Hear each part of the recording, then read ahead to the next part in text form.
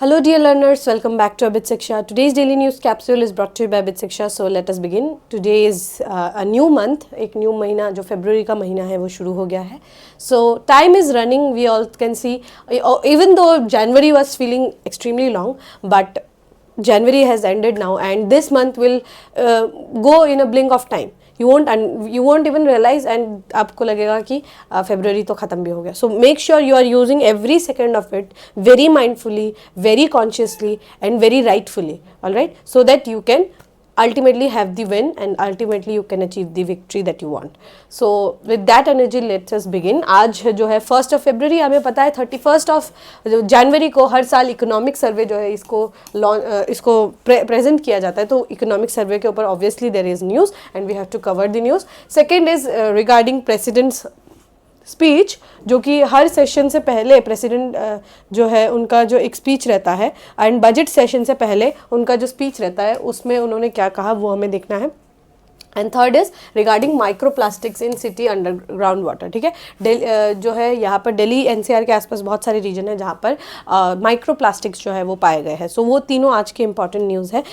Economic survey being the most important news. GS3, GS2, GS1 everywhere has economic survey has implication in one form और the other. Direct prelims में directly lines उठा के पूछे जाते हैं, mains में directly quote करके question पूछा जाता है. सो आपको ये वेल वर्स होना होगा about economic survey. So economic survey में क्या आया, fundamentals are robust, our economy's fundamental are very robust among strong downsides, said survey. हमें even though we have some effects जो है आप कह सकेंगे कि हमारा जो है ग्रोथ जो है वो थोड़ा बहुत स्लो हमें देखने को मिला है, बट हमारा इकोनॉमी का fundamental it is still very very strong, ऐसा इकोनॉमिक्स सर्वे में जो है बोला गया है. ठीक है, the economic survey is an annual report presented by government before the union budget to access India's economic condition.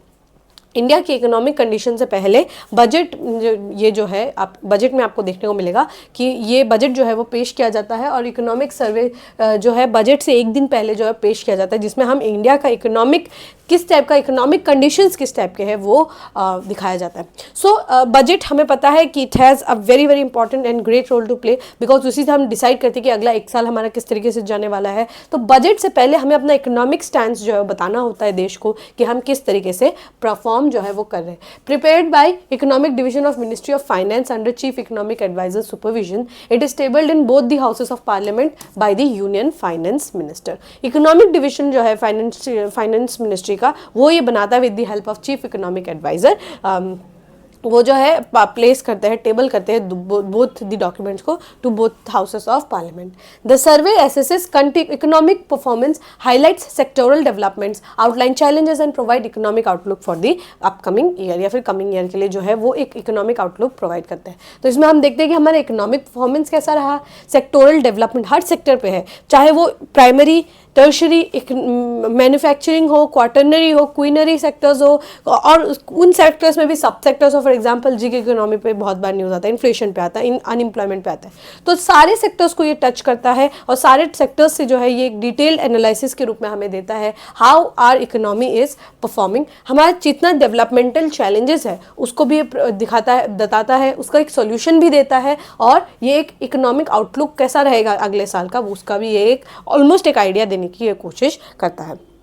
Economic survey जो है पहली बार 1950-51 में प्रेजेंट किया गया था, and it became a separate document. जो है ये मतलब पहले ही बजट के साथ ही पेश किया जाता था, पर 1964 से ये इसको अलग रूप से पेश करने लगे. पहले इकोनॉमिक सर्वे पेश होता है, फिर हमारा बजट जो है वो उसके अगले दिन जो है पेश किया जाता है. ठीक है, Global economy. The global economy in 2024 experienced moderate but uneven growth, with International Monetary Fund projecting 3.2% of growth for the year, with a slowdown manufacturing supply due to supply chain disruption, while services sector remained strong. तो यहाँ पर क्या है, जो देश दुनिया है, ठीक है, देश दुनिया में एक मॉडरेट एक अनइवन ग्रोथ हमें देखने को मिला है. Why? Because of supply chain disruption. Supply का जो चेन जो है वो डिसरप्ट होने के कारण, जैसे रेड सी पे बहुत सारे अटैक्स हमने देखे, राइट, एंड देश दुनिया में बहुत सारे जंग लड़े जा रहे हैं, युद्ध लड़े जा रहे हैं, the environment is not very same. So उसके कारण हमें कुछ सप्लाई चेन डिसरप्शन के कारण कुछ हमें ग्लोबल इकोनॉमी का जो ग्रोथ है वो हमें थोड़ा कम देखने को मिला, बट वो मॉडरेट था इन कंपैरिजन टू 2020, 21, 22, 23. इसके कंपैरिजन में पिछले साल का इट वाज मॉडरेट, ठीक है। इन्फ्लेशन जो है वो धीरे धीरे कम हुआ और सर्विसेज का जो इन्फ्लेशन है वो हाई रहा, ठीक है। जो फूड का इन्फ्लेशन है वो थोड़ा बहुत कम हुआ, पर जो सर्विसेज का इन्फ्लेशन है वो बहुत ज़्यादा रहा, leading to a divergent monetary policy across central banks. आपको पता है इन्फ्लेशन को कंट्रोल करने के लिए सेंट्रल बैंक्स कुछ मॉनेटरी पॉलिसीज अपनाती है, तो उसी के बारे में बात करता है। इंडियाज इकोनॉमी जो है, जीडीपी कितना प्रोजेक्ट हुआ है 6.3 to 6.8 इन फाइनेंशियल ईयर 2025-2026। तो हमने 6.3 से लेकर 6.8 तक का हम लोग जीडीपी एस्टिमेशन जो है ये कर रहे हैं। It noted that the fundamentals of the domestic economy remains robust with upsides to investment, output and disinflation in the coming year, peppered by equally strong prominent extraneous downsides. Even though we have prominent and extraneous downsides, but फिर भी हमारे जो fundamentals है these are very very strong। और यहाँ पर क्या है, किस किस कारण से हमारा fundamentals अभी भी strong है। पहला है हमने investment को increase किया, दूसरा क्या है आउटपुट को इंक्रीज करेंगे, और तीसरा क्या है डिसइन्फ्लेशन को। इन्वेस्टमेंट मैंने आप लोगों को बताया था CIGXM, राइट। तो ये जो इन्वेस्टमेंट है, कंजम्पशन, जैसे हम इन्वेस्टमेंट को इंक्रीज करेंगे कंजम्पशन इंक्रीज होगा, गवर्नमेंट एक्सपेंडिचर इंक्रीज होगा, एक्सपोर्ट इंपोर्ट इंक्रीज होगा, उसके कारण क्या होगा, हमारा डिमांड इंक्रीज होगा, डिमांड इंक्रीज होने से सप्लाई इंक्रीज होगा, सप्लाई इंक्रीज होने से डिसइन्फ्लेशन होगा, प्राइसेस कम होंगी और उसके कारण हमारा आउटपुट भी इंक्रीज होगा। सो हर चीज़ का जो है एक लॉजिक होता है, एक सीक्वेंस से यहाँ पर आपको समझना होगा, ठीक है। Chief Economic Advisors call for larger private sector role for economic growth, higher profit share, stagnant wage जो है इसमें जो है हमारा लार्ज प्राइवेट सेक्टर का जो रोल है वो बहुत ज़्यादा बड़ा है in economic growth, higher profit share, stagnant wage growth, slowing economic survey. यहाँ पर क्या है कि सर्वे ने क्या कहा है कि जो प्राइवेट सेक्टर है उन लोगों ने क्या किया है, प्रॉफिट का जो शेयर है वो बहुत ज़्यादा अपने पास रखा है। वेज ग्रोथ जो है वो समय के साथ वेजेस का इंप्रूवमेंट नहीं हो रहा है, बिकॉज इन्फ्लेशन जितना इंक्रीज हो रहा है हमें उसके साथ इंडेक्स करके अपना वेजेस को भी इंक्रीज करना होता है। बट वेजेस जो है इसका एक नेचर है कि ये बहुत ज़्यादा स्टिकी रहता है, ठीक है। शॉर्ट टर्म में आपको वेजेस इंक्रीज इतना जल्दी देखने को नहीं मिला, it is the long term में ही आपको वेजेस जो है वो इंक्रीज देखने को मिलेगा। तो वेजेस क्या है, स्टिकी है, वो चिपके रहते हैं, शॉर्ट रन में आपको देखने को नहीं मिला। शॉर्ट रन में हम आउटपुट इंक्रीज कर सकते, हम अपना डिमांड इंक्रीज कर सकते हैं, लेकिन लॉन्ग रन में, शॉर्ट टर्म में हम अपना वेजेस को इंक्रीज नहीं कर सकते कि आज हमने मॉनेटरी पॉलिसी या फिस्कल पॉलिसी चेंज किया और कल ही आपका वेजेस जो है वो इंक्रीज हो जाएगा, नहीं। पर we have to make sure कि जितना इन्फ्लेशन इंक्रीज हो रहा है we have to make sure कि हमारा वेजेस भी उसी के साथ इंक्रीज होता हुआ रहे। Growth in corporate profits needs to be commensurate with wages to boost economy, the economic survey said। corporate profits को जो है हमें wages के साथ लिंक करना होगा, क्योंकि जो entrepreneurs है वो अपने पास बहुत सारा profit रख लेते हैं पर wages उतना नहीं देते। इसीलिए यहाँ पे क्या कहा है कि corporate profit को हमें wages के साथ commensurate करना होगा। the economic survey said noting that sharp disparities between the two pose a risk to the economic curbing demand। ठीक है, आपने wages increase नहीं किया, productivity increase नहीं होगा, supply increase नहीं होगा, demand decrease होगा, ठीक है। तो उसके कारण हमारा जो demand है वो कम हो जाएगा, because we don't have that much salary to spend, right. So ये हमें याद रखना है कि प्रॉफिट्स हमें रखना है पर वेजेस पे भी हमें ध्यान देना है, ठीक है।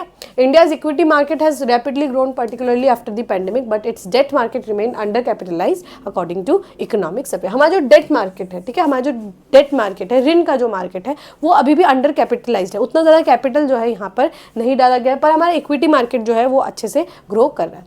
Indigenisation is an urgent task for Indian electric mobility transition. हम जो है ई मोबिलिटी, ठीक है, इलेक्ट्रिक मोबिलिटी की तरफ चल रहे हैं, but now even though we are moving towards economic electric mobility, फिर भी हम जो है एक आउटसोर्स करके हम लाते हैं। जैसे चाइना से हमने बैटरीज खरीद ली, वियतनाम से कुछ पार्ट खरीद लिया, यूएस से कुछ टेक्नोलॉजी खरीद लिया, तो इसीलिए हमें क्या करना होगा, हमें इंडिजिनाइजेशन करना होगा। Because of this rapid increase of E mobility हमें इंडिजिनाइजेशन जो है वो इंक्रीज करना होगा।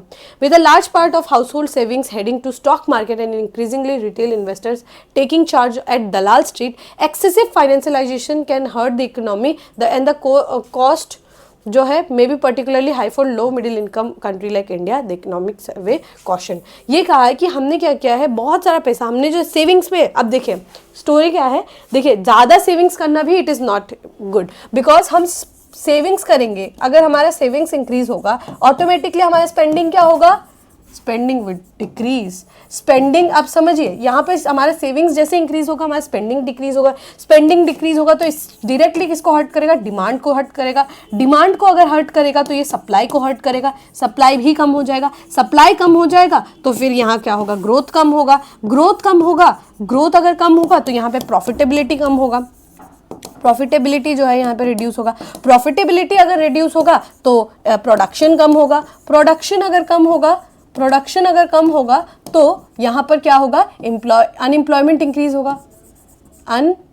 अनएम्प्लॉयमेंट इंक्रीज होगा। तो यू अंडरस्टैंड द साइकिल्स। अगर हमने सेविंग इकोनॉमी हमें होना चाहिए, we have to save, we have to increase the banking habit, we should increase our banking habit, but इतना भी नहीं कि हम सब सेविंग्स पे लगा दे रहे हैं और हम कुछ एक्सपेंडिचर ही नहीं करें, क्योंकि हमारा स्पेंडिंग कम होगा, डिमांड कम होगा, सप्लाई कम होगा, ग्रोथ कम होगा, प्रॉफिटेबिलिटी कम होगा, प्रोडक्शन कम होगा, देन अनएम्प्लॉयमेंट इंक्रीज होगा। सो ये हमें बहुत कॉशन के साथ चलना है कि how much we are spending, how much we are saving. We have to be very very cautious about this things. पर इसका एक डायरेक्ट इंप्लीकेशन क्या है?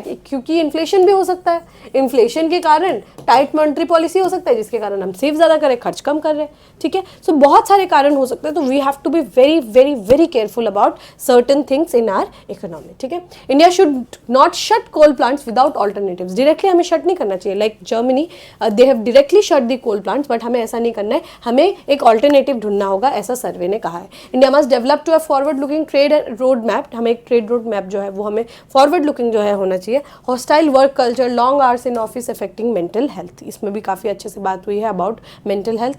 Service nabs AI impact on workforce says skilling could put Indians ahead. तो हमें skilling पे ध्यान देना है, बिकॉज एआई जो है वो जॉब खाने का बिल्कुल पोटेंशियल रखते हैं। सो हमें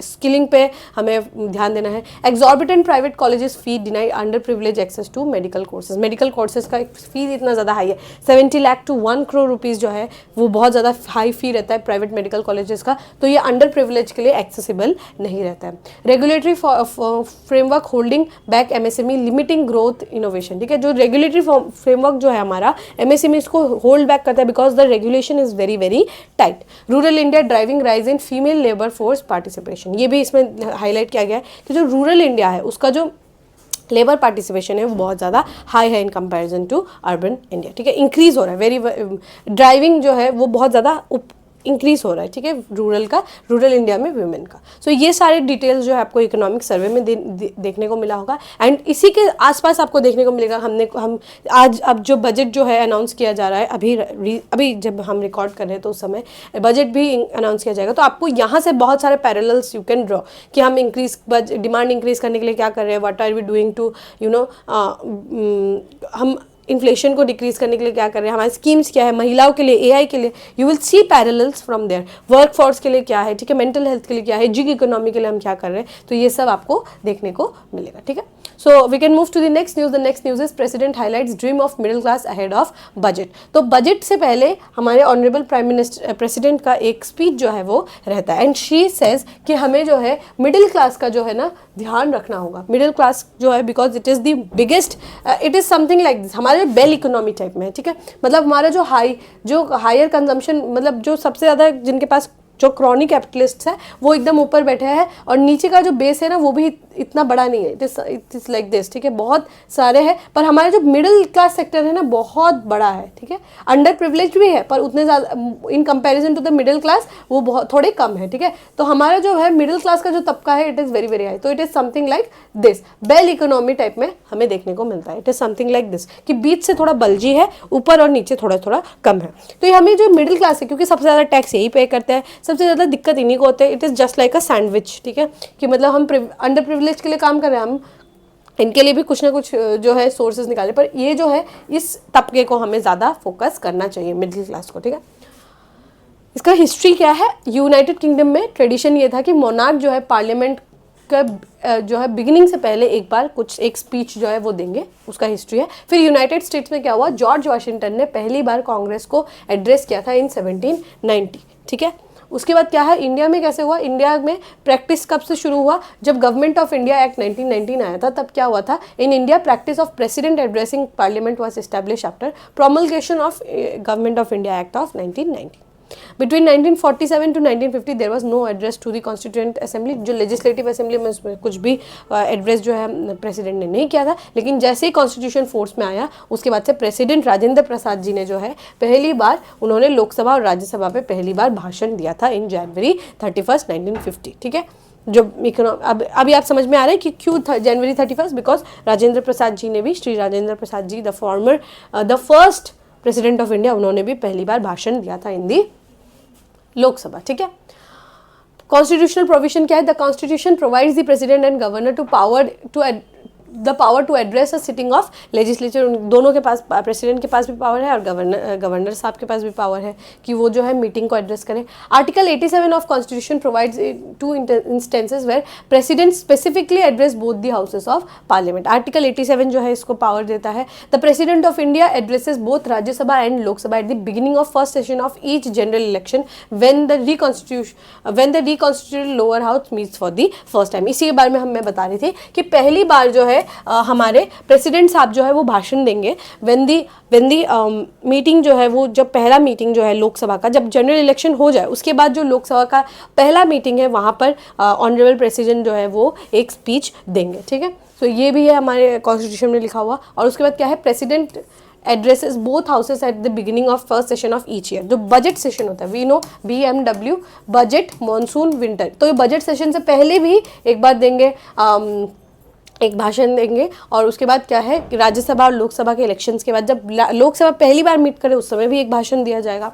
ठीक है, ये सब जो है। और अगर यहाँ पर क्या है कि इस समय हम जब ये हो जाता है उसके बाद हमें कॉन्फिडेंस भी दिखाना होता है। ठीक है, कि अगर कॉन्फिडेंस क्या होता है आपने पढ़ा होगा, कॉन्फिडेंस एंड नो कॉन्फिडेंस। तो ये उसी समय जब पहला भाषण होता है उस समय कॉन्फिडेंस दिखाना होता है। After president's address to houses move a motion to thank the president for her speech. अगर मोशन जो है वो मूव नहीं कर पाए, ठीक है, ये थैंक यू स्पीच के बाद अगर मोशन जो है ये मूव नहीं हो पाया, it can lead to no confidence motion और सरकार जो है वो गिर सकती है। ठीक है, सो यहाँ तक आपको समझना होगा। ये जो मोशन है ये इंपॉर्टेंट है। ये मोशन अगर मूव नहीं करा पाए तो क्या होगा? री इलेक्शंस करवाना होगा, क्योंकि कॉन्फिडेंस ही नहीं है अगर सरकार का। ठीक है, तो यहाँ तक आपको समझ में आ गया होगा। We can move to the last news. The last news is study finds micro plastics in cities under water. ठीक है, ग्राउंड वाटर में जो है क्या देखने को मिला है? माइक्रो प्लास्टिक्स देखने को मिला है। First of its kind study commission by Delhi government has detected micro plastics. पहली बात तो है कि आपको फर्स्ट ऑफ इट्स काइंड याद रखना है। पहली बार जो है ऐसा एक मीटिंग जो है ये हुआ है। Commission by Delhi government has detected microplastics in ground water samples across capital. Multiple sources have confirmed the Hindu. तो जो हमारा ग्राउंड वाटर है, बिकॉज इतना पोल्यूशन है, प्रदूषण इतना ज़्यादा है कि हमें जो है माइक्रोप्लास्टिक्स जो है वो हमें देखने को मिला है।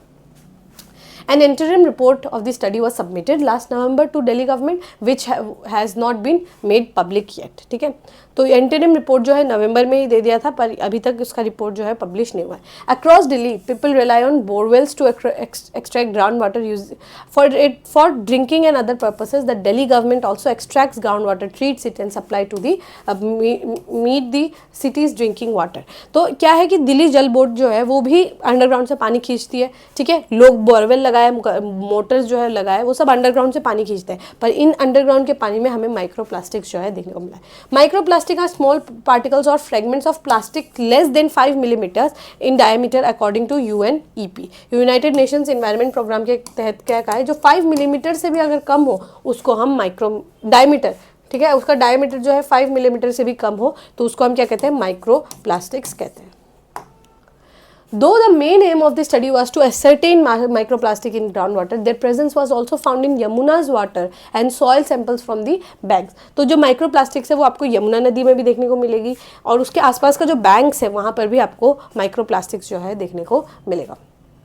और ये लीचिंग इफेक्ट जो है, लीचिंग क्या होता है कि आप ग्राउंड वाटर पे मिल जाए, मतलब आपके ऊपर जो है पहले माइक्रोप्लास्टिक ऊपर रहेगा, पर बारिश के कारण क्योंकि पानी जो के साथ जो है बहुत सारी कणें जो है वो क्या हो जाते हैं, ग्राउंड वाटर के अंदर चल जाते हैं ना। तो ये लीचिंग का इफेक्ट से साथ साथ क्या हो, जो माइक्रोप्लास्टिक्स है ये भी ग्राउंड वाटर में पहुंच गए हैं। And it is not something जो हमें मतलब अबाक होना चाहिए। It is not something like that. हमें पता है इतना ज़्यादा कंजम्पशन होता है प्लास्टिक का और इतना ज़्यादा यूज़ होता है कि ये पानी में मिलना it is now it is not something that is very very shocking.